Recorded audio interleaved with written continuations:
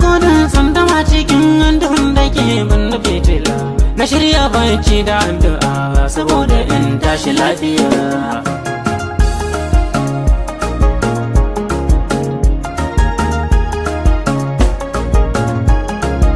Na tabbata na yi kuskure masoyiya fi mini haba.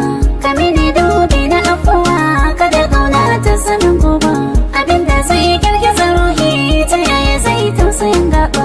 Kai ne jirgin gidan Nuhu na teku mai haura maliya.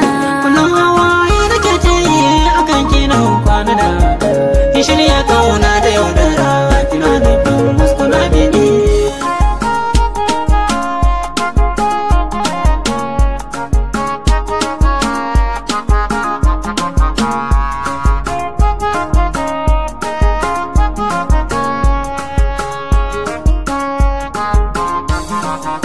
Ruwa in tana jido saboda kauna take haka. Abinda ruhi yake bara masoyina mallaka maka. Amina kin kwana da sanin arai ina son ki da yawa. Mai da shi kwana kiɗa ta yaya zai tauna saukowa. A kasuwa tun ake kashi ake tayawa nawa. Amma ke guga nake zai kina shirin sun ka igiya.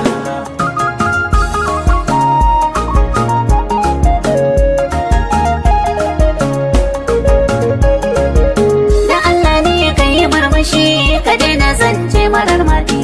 Kai nawa ne kwana ce da abin uwa ya wuce sidi. Bikin muna nan yana zuwa ka shirya ta korawar kiti. Da ni da kai babu yaudara kaunar mu ta tashi ta tsaya.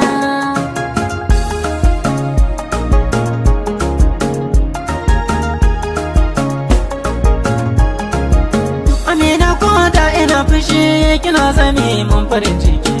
Mun yi aure da ni da ke ta yaya zan muskuna miki. Haka nake so kana faɗi farin kala mai daki-daki. Ka san fa babban shiri nake na gobe in baka jalliya.